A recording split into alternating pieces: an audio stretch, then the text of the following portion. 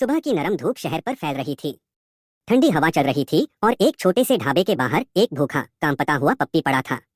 रामू काका ने उसे देखा और रुके बिना उसके पास पहुंच गए। उन्होंने धीरे से कहा, डर मत, अब मैं हूं। पप्पी ने पहली बार किसी इंसान के हाथ को अपने डर के बीच महसूस किया। काका ने उसे खाना खिलाया, गर्म कपड़े में लपेटा और उसका नाम रखा चिन्नू। दिन बीतते गए, चिन्नू काका की जिंदगी बन गया।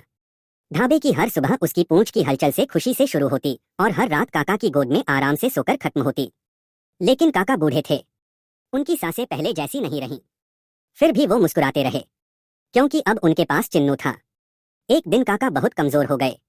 चिन्नू उनके पैरों को सूंघता, उनकी आंखों में डर से देखता। काका ने उसे गोद में उठाया और कहा, अगर मैं कभी न रहूं तो किसी अच्छे इंसान के पास चले जाना बेटा। चिन्नू ने उनकी उंगलियां चाटकर मानो जवाब दिया, मैं हमेशा आपका रहूंगा। उस रात काका नींद में ही चले गए। सुबह लोग ढाबे पर पहुंचे तो देखा चिन्नू काका के सीने पर सिर रखकर बैठा था, बिना आवाज किए रो रहा था। दिन बीतते गए, चिन्नू ढाबे के बाहर इंतजार करता रहा, शायद काका वापस आ जाए। तभी एक दिन एक दयालु महिला मीरा आई। वो रोज चिन्नू को खाना देती, उससे बात करती, उसका दर्द समझती। धीरे धीरे चिन्नू उसके हाथ चाटने लगा, उसकी पूंछ हल्के से हिलने लगी। कई हफ्तों बाद पहली बार एक शाम चिन्नू उसके पीछे पीछे चल पड़ा।